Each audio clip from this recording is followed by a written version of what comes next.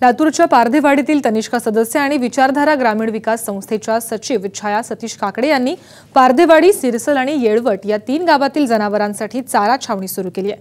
जवळपास 200 जनावरांना त्यामुळे आसरा मिळाला आहे। राज्यातील भीषण दुष्काळामुळे अनेकांचे हाल होत आहेत। पाणी आणि चाऱ्याअभावी मुक्या जनावरांनाही दुष्काळाच्या झळा बसतायत। ही परिस्थिती लक्षात घेऊन लातूरच्या पारधेवाडीतील तनिष्का सदस्य आणि विचारधारा ग्रामीण विकास संस्थेच्या सचिव छाया सतीश काकडे यांनी 3 गावातील जनावरांसाठी चारा छावणी सुरू केली आहे। तिथे 150 शेतकऱ्यांची 200 जनावरे आहेत। गेली 1 महिन्यापासून आम्ही ह्या चारा छावणीची सुरुवात केलेली आहे। तब्बल औसा तालुक्यातल्या शिरसल, पारधेवाडी, येळवट, चिंचोली, जोगण अशा 4 गावातून इथं जनावरांची 200-250 जनावरांची उपस्थिती आहे। या उपक्रमाबाबत शेतकरी महिलांनी छायाताईंचे आभार मानलेत।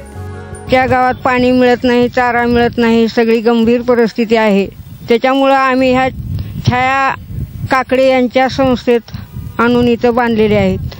तरी सकाळी येऊन आम्ही धार काढून घेऊन जातो, नंतर पाणी वैरण व्यवस्थित आहे का येऊन बघता, सगळी सोय आहे इथं। 6 वाजता येतात, धार काढून घेऊन संध्याकाळी सकाळी व्यवस्थित धार काढून आमच्या जनावरांची सोय आहे। 1 महिना दिवस झालं बांधलेला आहे।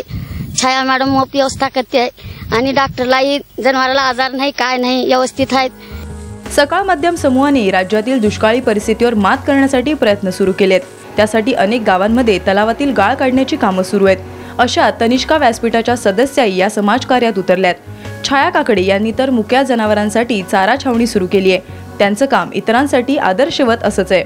दीपक क्षीरसागरसह ब्युरो रिपोर्ट, साम टीव्ही, लातूर।